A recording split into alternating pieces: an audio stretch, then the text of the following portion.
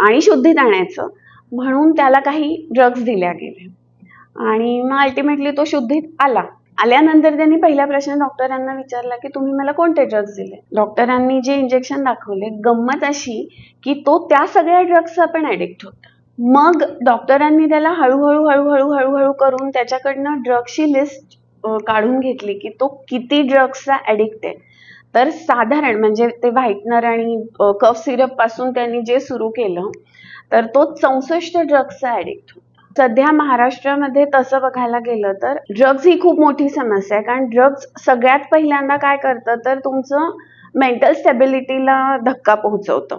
त्याच्यामुळे फक्त काउन्सिलिंग किंवा फक्त थेरपीज म्हणजे सायकोलॉजिकल थेरपीज म्हणतेय मी, ह्यानी ड्रग्स ही समस्या डील करणं थोडंसं आपल्याला अवघड जातं. आणि एकदा तो माणूस ऍडिक्ट झाला की त्याच्यानंतर त्याला बाहेर काढणं हे एका व्यक्तीचं काम नाहीये. म्हणजे सिगरेट सोडणं, सपोज आता मी आज सिगरेट ऍडिक्ट आहे, स्मोकिंगची ऍडिक्ट आहे, मी ठरवलं की अमुक एका वेळेत मी सिगरेट पिणार नाही, मला थोडासा आत्मसंयम, थोडंसं डिसिप्लिन आणि थोडाफार आजूबाजूच्यांचा सपोर्ट पुरून जातो.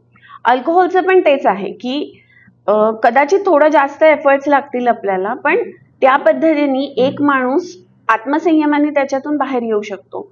ड्रग्ज ऍक्च्युली एफेक्ट करतात तुमच्या पर्सनॅलिटीवर आणि मेंटल ॲबिलिटीजवर. आत्ता जसं आपण बोललो की आपल्या समाजाच्या मुलींमध्ये याचं प्रमाण जास्त बघायला मिळतंय, टार्गेट जास्त केलेले, हा कुठे ना कुठे ड्रग जिहादमध्ये सुद्धा मोडला जातो.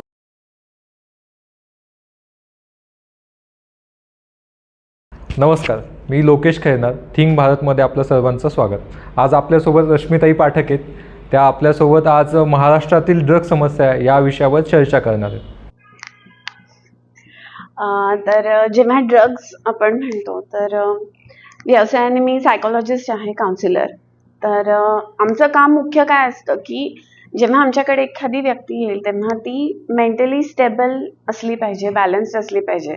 म्हणजे जसं फिजिशियन ओव्हरऑल फिजिकल हेल्थ बघतो तसं आमचं काम म्हणजे बिईंग सायकोलॉजिस्ट आमचं काम आहे की त्याची ओव्हरऑल मेंटल हेल्थ स्टेबल पाहिजे, वेलबिईंग ओके पाहिजे. तर सध्या महाराष्ट्रामध्ये तसं बघायला गेलं तर ड्रग्ज ही खूप मोठी समस्या आहे, कारण ड्रग्ज सगळ्यात पहिल्यांदा काय करतं तर तुमचं मेंटल स्टेबिलिटीला धक्का पोहोचवतं. त्याच्यामुळे फक्त काउन्सिलिंग किंवा फक्त थेरपीज म्हणजे सायकोलॉजिकल थेरपीज म्हणतेय मी, ह्यानी ड्रग्ज ही समस्या डील करणं थोडंसं आपल्याला अवघड जातं. त्याच्यामुळे ते सध्या महाराष्ट्रासमोरचं बऱ्यापैकी मोठं चॅलेंज आहे. आता जे महाराष्ट्रामध्ये जे चालू आहे ड्रग्सचं एवढं मोठं प्रकरण, मागे काही केसेस वगैरे पण त्याच्यामध्ये घडल्या, पण आपण जेवढा विचार करतोय तेवढं हे गांभीर्याने कोणी घेत नाही, पण तेवढं ते गांभीर्याने घेण्यासारखं आहे का? हां, म्हणजे ऍक्च्युली हे काय माहितीये का, हे गांभीरपणे कधी घ्यायची गोष्ट नव्हती की जेव्हा ड्रग्ज आपल्याला इझिली अवेलेबल नव्हते, की म्हणजे मी कुठेही चालले आणि मला ड्रग्ज मिळत नाहीयेत, अशी जेव्हा कंडिशन होती तेव्हा हे गांभीर्याने नाही घेतलं पाहिजे. तर आम्ही कॉलेजमध्ये असताना कदाचित म्हणजे तुमच्या जनरेशनने ऐकून माहिती असेल, पहिली रेव्ह पार्टी पुण्यामध्ये पकडली होती. ही गोष्ट तेव्हापासून गंभीरपणे घेतल्या गेली पाहिजे होती की 200 विद्यार्थी एकत्र येऊन एवढ्या मोठ्या प्रमाणामध्ये ड्रग्ज कन्झ्युम करतायत, तेही पुण्यासारख्या ठिकाणी, आणि त्यांना पकडण्यासाठी इतकं मोठी सिस्टीम उभी करावी लागतीये आपल्या यंत्रणेला. ह्याचा अर्थ आपल्याला हे समजायला पाहिजे होतं की ड्रग्ज किती मोठ्या प्रमाणामध्ये समाजामध्ये पसरलेत. तर आता ही एक सामाजिक समस्या झाली की ड्रग्ज म्हणजे किती गंभीर आहे. दुसरं असं की जेव्हा तुम्ही वैयक्तिक दृष्ट्या बघता तर ड्रग ॲडिक्शन हा जो प्रकार आहे तर हे ग्रॅज्युअल वाढतं असं नाहीये की म्हणजे बाबा आज थोडंसं मग थोडंसं, तर तसं नाही होत की आज जर मी सपोज आपण युनिट्समध्ये म्हटलं की मी 1 युनिट घेतेय तर एका युनिट नंतर मला जी किक बसते ती काही काळानंतर एका युनिटनी बसणं बंद होऊन जाते, मग ते मला 2 युनिट लागतात, मग 3 लागतात. सो ते ग्रॅज्युअली वाढत नाही, ती अचानक वाढणारी गोष्ट आहे. ती तशी वाढवत जाते. सहिष्णुता नाही म्हणता येणार त्याला शरीराची, कारण टॉलरन्स हा आपण सिगरेट किंवा अल्कोहोलच्या बाबतीत वापरतो.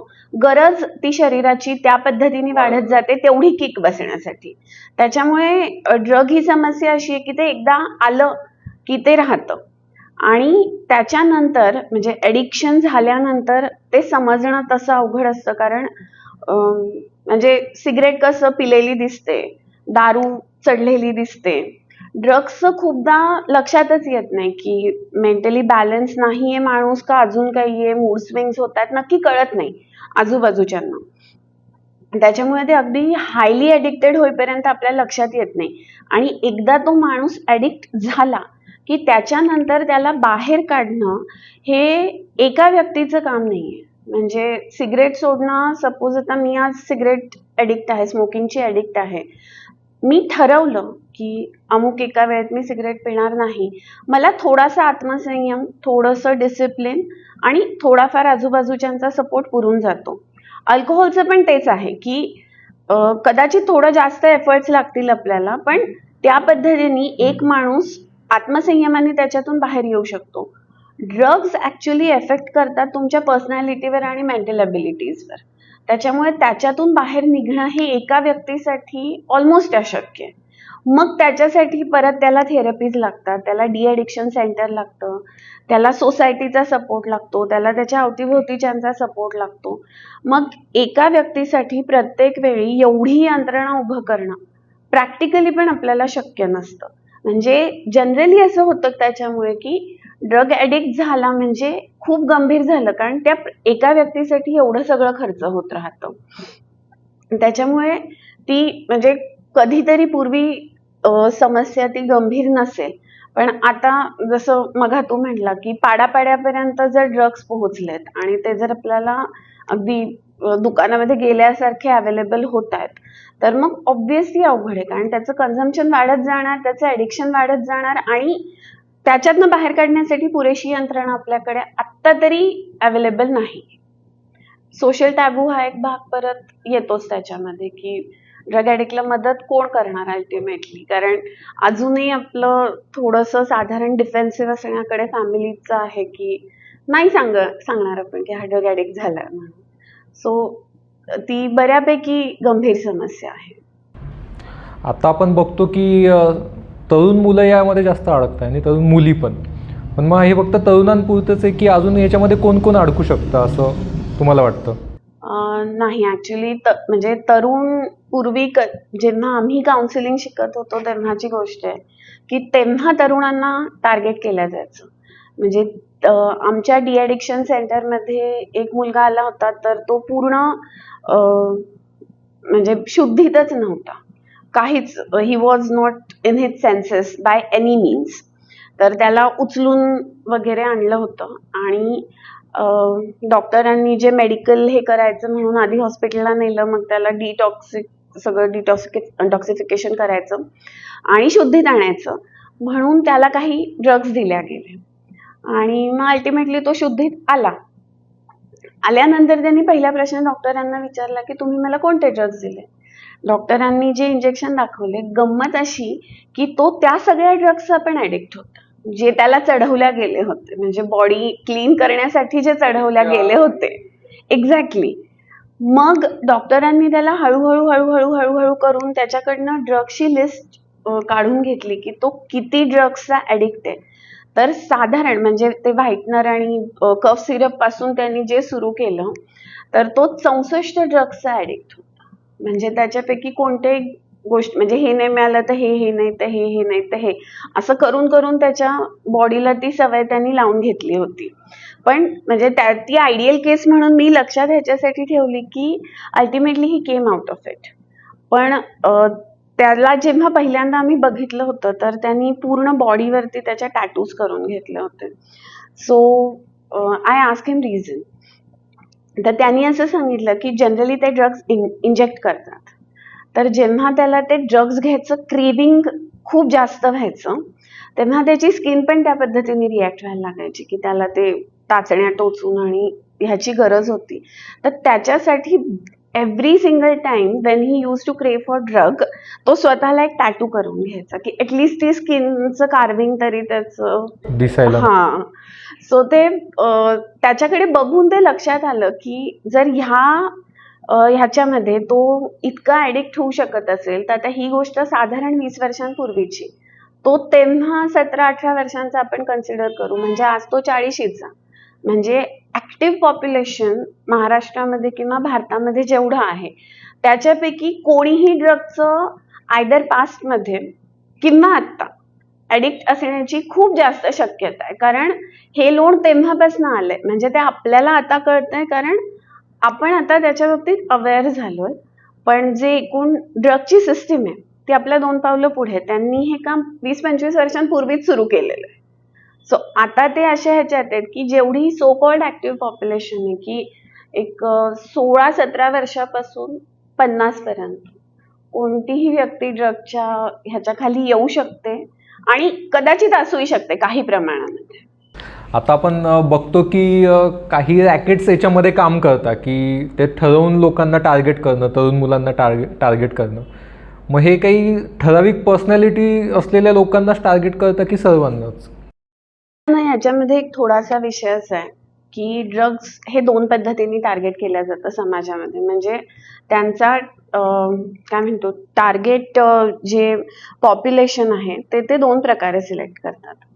की एक की ड्रग्स तुम्हाला पसरवायचंच आहे, म्हणजे येणं केणं प्रकारानं जो कोणी घेईल तो ज्याच्यापर्यंत ते पोहोचू शकेल ते फार इझिली. साधारण पूर्वी अशी कधीतरी कंडिशन होती की बाबा उच्चभ्रू कुटुंबातले मुलं मुली त्याला बळी पडत असतील. आता साधारण मध्यमवर्गीय, उच्च मध्यमवर्गीय, अगदी कमी ह्याच्यातले मुलं मुली सुद्धा ते फक्त जे वापरतात ते थोडं खालच्या पातळीचं ड्रग असतं. तर एक म्हणजे ड्रग्सचा खप वाढला पाहिजे कोणत्याही पद्धतीने. आणि दुसरे जे पर्पजफुली टार्गेट केले जातात ते म्हणजे आपली ॲक्टिव्ह पॉप्युलेशन, म्हणजे जे चांगलं काहीतरी समाजामध्ये करू शकतील अशा मुलामुलींना टार्गेट केल्या जातं ह्याच्यामध्ये. आणि ते पर्पजफुली केलं जातं.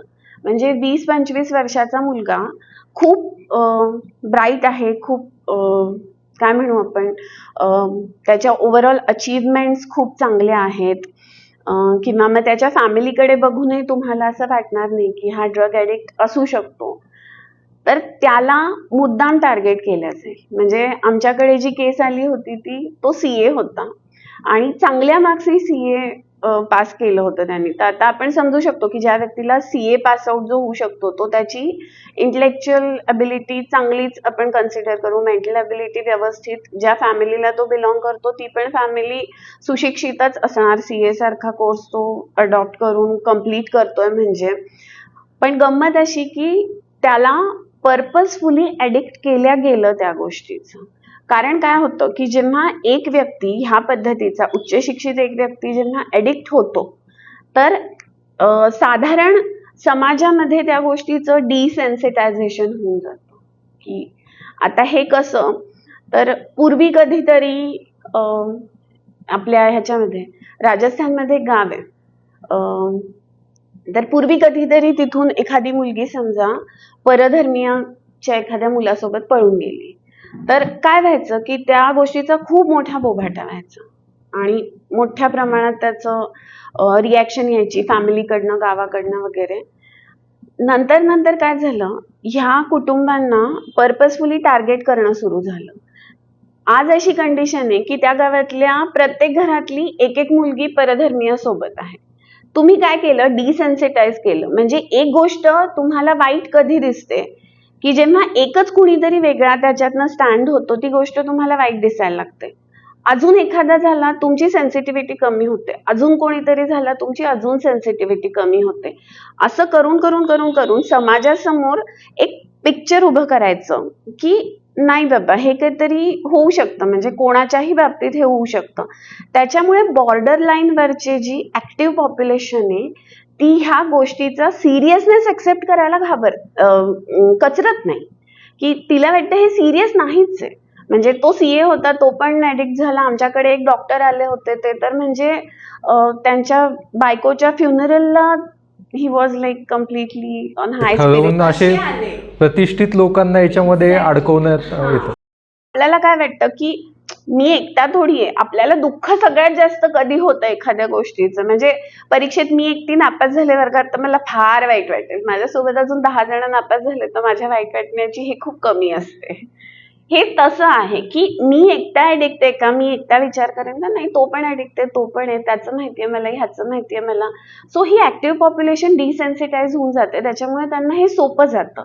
आणि हे सगळं बेसिक करायचं कशासाठी आहे की म्हणजे भारताचं आपल्याला माहिती असेल ना की सध्या भारतामध्ये सगळ्यात जास्त ऍक्टिव्ह पॉप्युलेशन, ज्याच्या जीवावरती आपण विश्वगुरू वगैरे बनण्याचं स्वप्न उराशी बाळगून आहोत.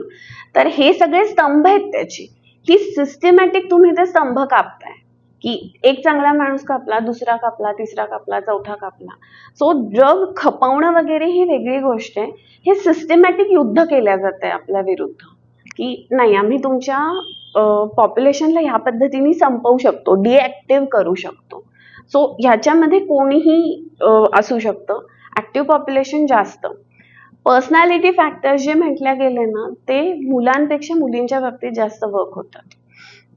मुलींना अडकवण्याचा सगळ्यात सोपा मार्ग असा की त्यांना ना खूप सपोर्ट दिल्यासारखं दाखवायचं. जेव्हा तुम्ही रिलेशन एस्टॅब्लिश करता त्यांच्याशी बेसिक, त्याचं कारण असं आहे की आपल्याकडे साधारण आता मागच्या एक 17-18 वर्षांमध्ये आपण नवीन ट्रेंड आणलाय की आपण साधारण पर्सनॅलिटी कमकुवत करून टाकली, एकदम तकलादू, की 2 वाक्य बोललं की रडायला लागणार, 2 धपाटे घातले आईने की लगेच मन कमजोर करण्यासारखं त्यांचं चाललंय. सो आणि हे कसं झालं, आता ह्याच्या मागे पण मोठं षडयंत्र आहे.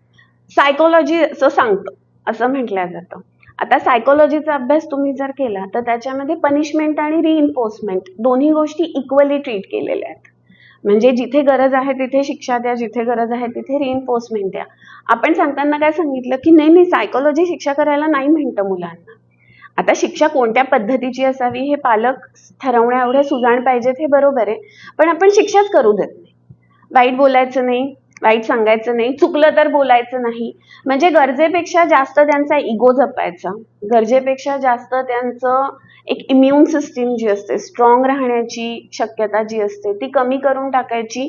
आणि इन एडिशन टू दॅट सगळीकडे त्यांना एक सपोर्ट करण्याची पद्धत आहे. म्हणजे आता जे 17-18 वर्षांचे मुलं आहेत ते खूपदा गाडी चालवता येते का, नाही येत. लायसन्स आहे का, नाही. बँकेत जाता येतं का, नाही येत. याच्यावर कुठे ना कुठे पाश्चात्य संस्कृतीचा प्रभाव दिसतोय. म्हणजे जो आपल्या भारतीय कुटुंब व्यवस्थेमध्ये मोठ्यांचा जो धाक असायचा तो आज राहिलेला नाहीये. 6वी-7वीत असताना माझ्या वयाचे खूप मुलं भाजी आणायचे, किराणा घेऊन यायचे. शेजारच्या काकूंसोबत कुठेतरी गेलो, आजूबाजूच्या काकांनी किती वेळेस आपल्याला चूक करताना धरून मारलं असेल. हे चालत नाही आता त्यांना. आणि मग लगेच काय होतं की मग माझा इगो मध्ये येतो, माझी सेल्फ एस्टीम हर्ट होते, मी वीक होतो, मी डिप्रेशन मध्ये जातो, माझी एन्झायटी वाढते, माझे स्लीप प्रॉब्लेम सुरू होतात, माझे मूड स्विंग सुरू होतात, माझे अँगर इश्यूज होतात, माझं स्ट्रेस मॅनेजमेंट होत नाही. हे सगळं आपण मुद्दाम त्यांच्यावरती लादलं. आणि मग ह्याच्यातनं एस्केपिझम काय, तर अच्छा असं झालं का, नाही तू हे घेऊन बघ, छान वाटतं. हे टिपिकल म्हणजे स्पेसिमन एक्झाम्पल केरला स्टोरीचं, की एन्झायटी वाढवायची, मुद्दाम वाढवायची, आणि मग ती कमी करण्यासाठी स्वतःच औषध द्यायचं. म्हणजे बडवणार पण तेच, रडवणार पण तेच, आणि औषध द्यायचं कौतुक पण तेच करणार. आणि अल्टिमेटली ह्याच्यामध्ये सफर आपला समाज होतो. म्हणजे आपला म्हणजे हिंदू समाजाचा ऑफकोर्स.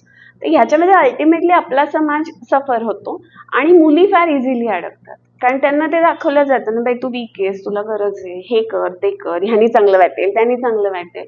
आणि मग ते एकदा त्या ट्रॅपमध्ये आल्या मग त्यांचे अनंत पद्धतीने वापर केला जातात. म्हणजे तो परत वेगळा विषय राहील की, पण त्याच्यामुळे ड्रग्सचं एनी पर्सनॅलिटी, पण जे वीक आहे, ज्यांना सोशल सपोर्ट नाही, कुटुंबाचे असे सगळे हे आहेत, हे सगळे इश्यूज ज्यांचे आहेत त्यांची खूप जास्त शक्यता असते ड्रग्जला, म्हणजे त्या ट्रॅपमध्ये येण्याची खूप जास्त शक्यता असते त्यांनी. हां, आत्ता जसं आपण बोललो की आपल्या समाजाच्या मुलींमध्ये याचं प्रमाण जास्त बघायला मिळतंय, टार्गेट जास्त केलेलं, हा कुठे ना कुठे ड्रग जिहादमध्ये सुद्धा मोडला जातो. 100% हा ड्रग जिहादच आहे. म्हणून मी म्हटलं की 2 टाईपचे पॉप्युलेशन, एक तर त्यांना खपवायचंय, दुसरं म्हणजे त्यांच्या दृष्टीने हे युद्ध आहे.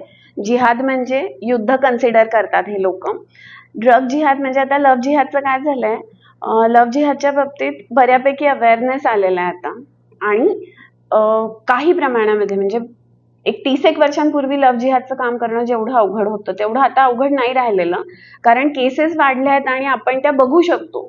तर कुठेतरी पालक म्हणा, मुली म्हणा, सगळेजण त्या बाबतीत काही अंशी अवेअर झालेले आहेत, म्हणजे पूर्ण नाही म्हणणार मी, पण काही अंशी अवेअर आहेत.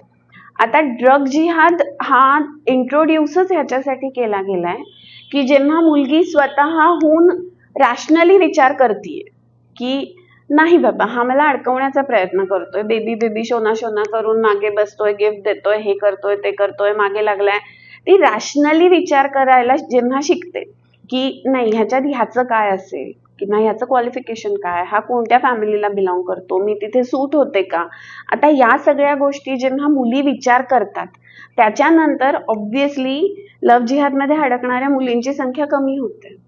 मग ह्याच्यासाठी सगळ्यात चांगला उपाय काय, तर त्यांना ड्रग्सच्या येणं केनं प्रकारेनं, आता ड्रग्समध्ये अडकवण्याचे खूप प्रकार आहेत, कोणत्याही एका पद्धतीने ती जर त्या ट्रॅपमध्ये अडकली तर तिला बाहेर निघणं अवघड असतं. मग ह्या पद्धतीने तिला अडकवायचं, मग लव्ह जिहादमध्ये नसेल अडकत तर ड्रग जिहादमध्ये अडकेल. ह्याच्यामध्ये तर अडकण्याची शक्यता मुलांची पण असते, म्हणजे ड्रग्ज मुलं पण घेतातच अल्टिमेटली. मग जिथे फक्त लव्ह जिहादने जिथे फक्त मुलगी येत होती तिथे मुलं सुद्धा अडकवले जातात हिंदूंच्या ऍक्टिव्ह पॉप्युलेशन मधले, आणि एका वेळेस तुम्ही दोन्ही कामं करू शकता, म्हणजे तुमची लोकसंख्या पण वाढवू शकता आणि हिंदूंची ऍक्टिव्ह लोकसंख्या कमी करायचं पण काम करू शकता. सो अल्टिमेटली हा जिहादच आहे त्यांच्या दृष्टीने, ते सिस्टमॅटिक जिहाद करतायत. आपण अजून एक बघतो की मेडिकल फील्डमधले जे मुलं आहेत, MBBS शिकणारे वगैरे, हे जरा याच्यामध्ये जास्त अडकलेले दिसतात. तर याचं असं काय कारण आहे की त्यांना इझिली अवेलेबल होतात, त्यांना त्यातलं माहिती असतं, म्हणजे कोणता ड्रग घेतल्यानंतर किती जोरात किक बसू शकते किंवा अमुक एक ड्रग एक्झॅक्ट कुठे मिळू शकतं, परत त्यांचे फार्मसिस्टशी चांगले संबंध असतात, नाही म्हटलं तरी ते त्यांचे कंटेंट त्यांना माहिती असतात. बरं समजा मी डॉक्टर आहे आणि मी ऍडिक्टेड आहे आणि मी कुठे काही मागायला गेले तर तो ड्रगिस्ट किंवा केमिस्ट मला थोडी विचारणार आहे की बाबा तू ड्रग ऍडिक्ट आहेस म्हणून मागतोय का. सो त्यांना ते इझिली अवेलेबल होतंय, हा सगळ्यात मोठा हे आहे त्याच्यामधला, की साहजिक आहे, म्हणजे आता ते कुंपणच हे खातंय अशातला प्रकार येतो. आता या आपल्या आजूबाजूच्या मुलांना सगळ्यांना याच्यापासून वाचवायचं असेल तर काय प्रिकॉशन्स आपण घेतले पाहिजे? एकतर अवेअरनेस, दुसरं म्हणजे आपल्याला ना एक असे हिडन हिंट्स दिल्या जातात, म्हणजे जसा शाहरुख खानचा मुलगा कुठेतरी अडकला होता एका रेव पार्टीमध्ये, क्रूज वरती कुठेतरी वगैरे, आणि त्याच्यानंतर मग अचानक त्याच्याबद्दलचे म्हणजे आपण सोशल मीडिया बघितला तर कळतं आपल्याला हे की तो जेव्हा अडकला त्याच्यानंतर अचानक त्याच्या रील्स वगैरे दिसायला लागल्या की तो वडिलांना कसा घाबरतो आणि असं, म्हणजे like it was utter rubbish, पण ते दिसत होतं की हे सिस्टमॅटिकली केल्या जातंय. तर बेसिक हे जे गोष्टी आहेत या समजल्या पाहिजेत आपल्याला, की ड्रग्सच्या बाबतीत देर इज नथिंग आयडियल, म्हणजे शाहरुख खानचा मुलगा करू दे किंवा कोणी करू दे, ड्रग्स घेणं आयडियल नाहीये. ते आपल्याला ते सांगायचा प्रयत्न केला जातोय की नाही तो ड्रग्स घेताना अडकला असेल पण तो बापाला फार घाबरतो, त्याला बहिणीची फार चिंता आहे, हा तसा तो चांगला आहे. म्हणजे काय करायचा प्रयत्न करताय तुम्ही, 18-19 वर्षांच्या मुलांच्या मनामध्ये हे बिंबवायचा प्रयत्न करताय की अरे तू घेऊ शकतो ड्रग, तू काही वाईट नाही होत लगेच त्यांनी. थोडंसं कुठेतरी हे हिडन अजेंडाज असतात ते आपल्याला शोधून काढावे लागतात की घेऊ शकतो. सो कितीही हे कानावर आलं तरीही ह्याला बळी पडता कामा नये, म्हणजे तरुण मुलांनी, की हे चालतं. दुसरं, ड्रग्स असं नाहीच आहे की ती गंमत किंवा मस्ती म्हणून तुम्ही घेऊ शकाल, म्हणजे काही गोष्टी अशा असतात की विषाची परीक्षा घ्यायचीच नसते, म्हणजे सिगरेट गंमत म्हणून ओढून पाहू शकता, दारू गंमत म्हणून हे करू नका, मी करा असं सजेस्ट करत नाहीये, करू शकता कारण त्याच्यातनं बाहेर येणं सोपं असतं. पण ड्रग्स असं आहे की एकदा तुम्ही अडकलात त्याच्यामध्ये की अडकलात, तर ड्रग्स ही गंमत म्हणून करायचीच गोष्ट नाही, म्हणजे ही लाईटली घेण्यासारखीच गोष्ट नाहीये. तिसरं प्रिकॉशन म्हणजे तुम्हाला तुमची कंपनी बघावी लागणार. म्हणजे एखादा असं काही वर्षांपूर्वी असं चित्र होतं बाबा की मित्र फुल टल्ली बिल्ली झालाय आणि त्याला गाडीत टाकून 4-5 जण घेऊन जातात आणि मग त्याला घरी बिरी पोहोचवतात. असं कधी काही आमच्या जनरेशन मध्ये चित्र दिसायचं की बाकीचे पिलेले नसायचे, तो एकटा असायचा. ड्रग्सच्या बाबतीत हे होत नाही की हे म्हणजे ते सडका आंबा असल्यासारखं आहे की तो एक सडका असेल तर तो हळूहळू हळूहळू हळूहळू हळू सगळ्यांना सडवणारच. तर वाईल सिलेक्टिंग युअर कंपनी थोडंसं रूढ वाटलं तरी चालेल.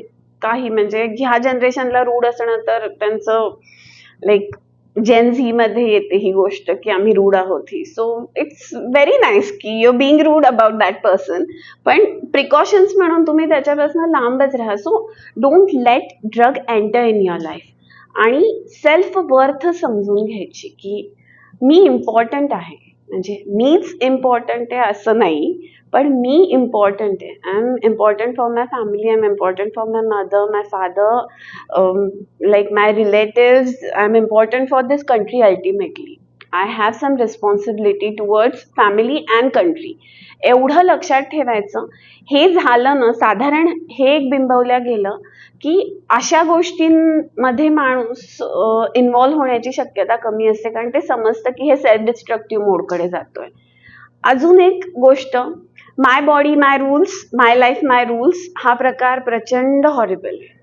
कारण ड्रग्सच्या बाबतीत असं होत नाही. म्हणजे तुम्ही बाकी काही कशातही म्हणू शकता माय लाईफ माय रूल्स, ड्रग्सच्या बाबतीत हे होत नाही.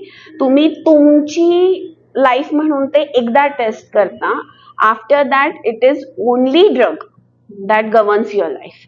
त्याच्यामुळे हे माझं अभिव्यक्ती स्वातंत्र्य आणि वैयक्तिक स्वातंत्र्य ड्रग्सच्या बाबतीत उपयोगी पडत नाही. हे सगळं ड्रग्सच्या सर्कलच्या बाहेर करायचं. आता तुम्ही जे शाहरुख खानच्या मुलाचं उदाहरण दिलं की तो एका क्रूजवर सापडला आणि नंतर सोशल मीडियामधनं त्याची चांगली इमेज दाखवण्याचा प्रयत्न केला, तसं या सोशल मीडियामधनं ड्रग्समध्ये अडकवण्याचे पण काही गोष्टी नरेटिव्ह सेट केल्या जातात, तसे पण काही होतं का? हा वाद कधीपासून सुरू झाला होता? साधारण जेव्हा आता आपण जेव्हा मूवीज बघतो किंवा सिरियल्स बघतो, सिरीज तर आय मीन मूर्खपणा आहे, ते त्याच्यात काही अर्थ नाही आहे, ते एक्झाम्पल्स देण्यात येईल. पण जेव्हा मूवीज आणि सिरियल्स बघितल्या जातात तेव्हा खाली ते लिहून देतं धूम्रपान आणि हे स्वास्थ्य के लिए हानिकारक आहे. हा वाद ऍक्च्युली तेव्हा सुरू झाला होता जेव्हा ऑन एअर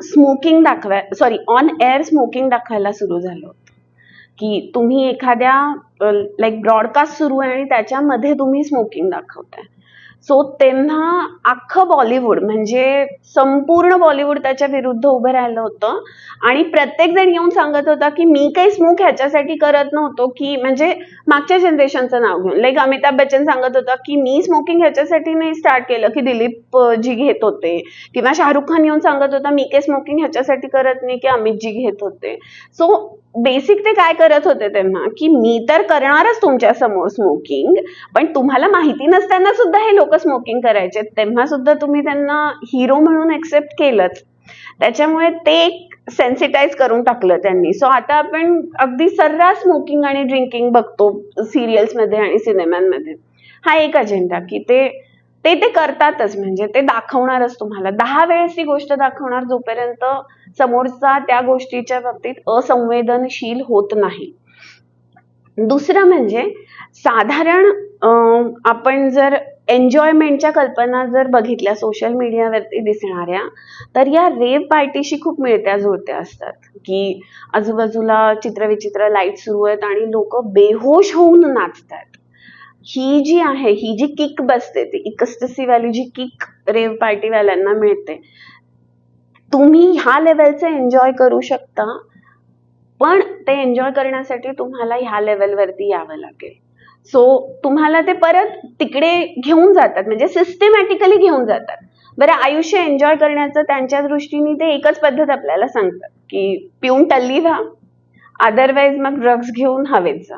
म्हणजे दोनच पद्धतीने ते तुम्हाला ती गोष्ट करायचं हे सांगणार. बरं, साधारण आता संजय दत्तपासून ही गोष्ट बॉलिवूडच्या बाबतीत किंवा ओव्हरऑल सोशल मीडियाच्या बाबतीत आपल्याला लक्षात येते की हा माणूस कितीही ड्रग ॲडिक्ट असला, ह्याच्या बाबतीत अशा कितीही कॉन्ट्रोवर्सीज असला तरी ते त्याला हिरो म्हणूनच प्रेझेंट करणार आपल्यासमोर, की जसा तो हिरो असतो तसं साधारण हा अजेंडा मुलांच्या डोक्यामध्ये यायला लागतो की हिरो होके कर सकता है तो मैं तो कर ही सकता हूं. म्हणजे तुम्ही अल्टिमेटली हिरोजला फॉलो करता. परत हे जे सगळे आता रील स्टार नावाचे जे प्रकार नवीन जन्माला आलेत, तर ते तर म्हणजे ते बोलताना सुद्धा अशा पद्धतीने बोलतात की म्हणजे मैंने ये पहले ट्राई नहीं किया था, ये बहुत अच्छा है यार, ये ट्राय कर लो, वो ट्राय कर लो. तर ते जेव्हा ट्राय कर लो म्हणतात तेव्हा ते अल्टिमेटली त्या गोष्टीची ऍड करत असतात तुमच्यासमोर.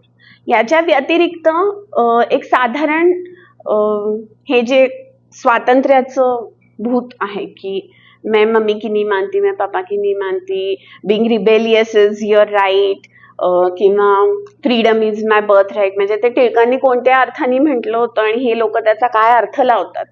तर अल्टिमेटली काय की सगळी बंधनं झुगारून द्या. मग बंधनांमध्ये सगळ्यात पहिल्यांदा काय येतं तर नीट वागणं आणि be with in your limits. आणि सांगताना ते नेमकं तेच सांगतात. म्हणजे एन्जॉयमेंटची डेफिनेशनच आपल्याला सोशल मीडियाने काय दिलेली आहे की रिबेलियस व्हायचं, गाड्या उडवायच्या, पावसामध्ये नाचायचं, पार्टी करायची. सो ते अजेंडा आहेत, ते आपण जर व्यवस्थित बघितले तर आपल्याला समजतं की सिस्टमॅटिकली आपल्याला ह्या लाईफकडे नेतात. याच्यामध्ये पालकांसाठी असे धोक्याचे संकेत कोणते आहेत? आणि त्याच्यामध्ये तुम्ही काय सांगणार पालकांना की कसं त्यांनी हे केलं पाहिजे?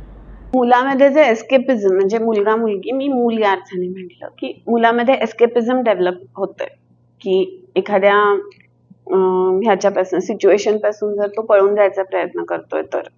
म्हणजे आता मी हे पर्सनॅलिटी प्रोन फॅक्टर्स सांगतेय फक्त. एक तर एस्केपिझम की जर तो पळून जायचा प्रयत्न करत असेल. दुसरं अवॉइडन्सकडे जर त्याचं कल असेल. मी आता हे ॲडिक्शनचे नाही पर्सनॅलिटीचे सांगतेय फक्त की अवॉइडन्सकडे जर त्याचा कल असेल की एखादी गोष्ट अवॉइड करण्यात, म्हणजे रिस्पॉन्सिबिलिटी घेणं तो अवॉइड करतोय, त्याला एखादं काम दिलं ते करणं तो अवॉइड करतोय, तर ते. त्याच्यानंतर जर त्याच्यामध्ये lack of self esteem, lack of self confidence आणि लॅक ऑफ सेन्सिटिव्हिटी, या तिन्ही गोष्टी जर असतील तर अशी पर्सनॅलिटी खूप जास्त शक्यता असते. कारण कॉन्फिडन्स कमी म्हटलं की तो ती गोष्ट बाहेर कुठेतरी शोधायचा प्रयत्न करणार. सेल्फ एस्टीम कमी म्हणजे त्याला त्याच्या स्वतःपेक्षा इतर सगळ्या गोष्टी जास्त महत्वाच्या वाटणार. म्हणजे बाहेरून कोणी काही येऊन विकायचा प्रयत्न केला की हा विकत घेऊन टाकणार असं. आणि त्याच्या पुढे जाऊन थोडंसं असं की जेव्हा तो स्वतःपेक्षा बाकीच्यांना जास्त इम्पॉर्टन्स देतो, तर साधारण हे पर्सनॅलिटी फॅक्टर्स. ऍक्च्युअल ॲडिक्शनसाठी म्हणजे एकतर तुम्हाला त्याचं नॉर्मल बिहेवियर माहिती पाहिजे पालक म्हणून. जर तुम्हाला त्याचं नॉर्मल बिहेवियर माहिती असेल तरच तो ॲबनॉर्मल बिहेव काय करतो हे कळेल. म्हणजे लहानपणापासून तो खूप बडबड करायचा, आता करत नाही, लहानपणापासून ऍक्टिव्ह होता, आता नाहीये, हे ऍटलिस्ट पालकांना हे माहिती पाहिजे की लहानपणापासून कसा होता, मग बिहेवियर चेंज झालेलं कळेल. सो बेसिक ते. बिहेवियरमध्ये जेव्हा अनवॉन्टेड चेंजेस यायला लागतात की अचानक सोशल विड्रॉल किंवा मग खूप जास्त प्रमाणामध्ये मूड स्विंग्स, एका एजमध्ये सगळ्यांचेच मूड स्विंग्स होतात पण त्याला मर्यादा असते. तर खूप जास्त प्रमाणामध्ये मूड स्विंग्स होत आहेत, फिजिकल चेंजेस होत आहेत की जे अनएक्सप्लेनेबल आहेत. म्हणजे मेडिकली तुम्ही एक्सप्लेन नाही करू शकत आहे, सायकोलॉजी पण त्याचं काही खूप हे नाही आहे. त्याच्यानंतर लॅक ऑफ कॉन्सन्ट्रेशन सगळ्यात काय म्हणू आपण मूळ हे आहे, फोकस राहत नाही त्यांचा. त्याच्यानंतर जेव्हा त्यांची बॉडीचं क्रेविंग सुरू होतं ड्रग्ससाठी, तेव्हा तो ड्रग ॲडिक्ट वेगवेगळ्या प्रकारचे सिम्पटम्स देतो. म्हणजे थरथर असेल, घाबरल्यासारखं असणं, आरडाओरडा, ही गोष्ट हवी असं. तेव्हा ते समजलं पाहिजे की अशा वेळेस असं होतं का की मुलगा बाहेर जातोय किंवा म्हणजे मुलगी बाहेर जाते बाबा आणि एकदम शांत होऊन परत येते. म्हणजे मग असं काहीतरी बाहेर होतंय की जे ह्याच्यापासनं थांबवण्यासाठी बाहेर घडतं की जे गरजेचं आहे तिला किंवा त्याला.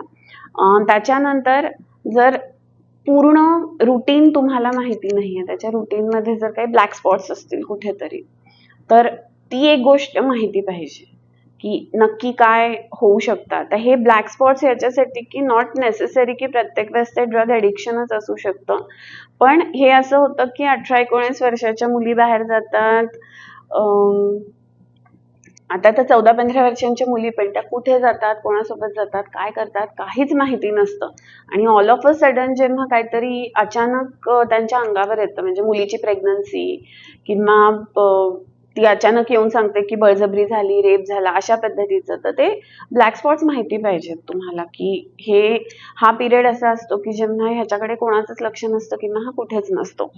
आणि सगळ्यात महत्त्वाचं, जेव्हा ते मूल सोशल आणि फॅमिलीच्या अथॉरिटीज झुगारून द्यायला लागतं. म्हणजे मी जसं म्हटलं मग सोशल मीडियामध्ये आपल्याला being rebellious is new trend असं सांगतात, तर तो ट्रेंड जेव्हा ते मूल गरजेपेक्षा जास्त फॉलो करतंय की नाहीच, म्हणजे तुमची अथॉरिटी त्याला मान्य नाहीये, सोसायटीची कोणती अथॉरिटी मान्य नाही, तर त्या रिबेलियसनेस, जनरल एक रिबेलियस असणं त्याला मर्यादा असतात. जेव्हा तुम्ही ह्या अंमलाखाली आहात तेव्हा त्याची म्हणजे हे इतकं वाढणार की तो जुमानणारच नाही तुम्हाला. तर हे सगळे सिम्पटम्स आले तर it is better to get it checked. म्हणजे 100% फक्त ह्याच सिम्पटम्सनी ड्रग ॲडिक्ट मुलं सापडतातच असं नाहीये. की काही जण इतके स्मार्टली प्ले करतात की ते एकदम छोटं घेतील, कमी घेतील, घरी कळू पण देणार नाही वगैरे वगैरे सगळं. कारण ॲडिक्ट जे असतात ते आपल्यापेक्षा खूप स्मार्ट असतात. आपल्याला वाटतं ते म्हणजे त्यांना समजत नाही म्हणून, पण ते खूप स्मार्ट असतात. म्हणजे ड्रग डिलिंग असं रस्त्याने चालताना आपण गेलो तर अवतीभोवती आपल्याला लक्षात नाही येणार, त्यांना ते कळतं की इथे ड्रग डिलिंग होतं म्हणून. तर तो वेगळी गोष्ट. पण जर हे असेल तर हे जे बिंदू आहेत ह्यांच्यावरती लक्ष दिल्याच गेलं पाहिजे पालकांकडून, की हे जर होत असतील तर जागे व्हा. रश्मीजी, तुम्ही आज आमच्या चॅनलवर आला त्याच्याबद्दल धन्यवाद व्यक्त करतो. थिंक भारतला लाईक करा, सबस्क्राईब करा आणि जास्तीत जास्त शेअर करा. जय भारत. जय श्रीराम.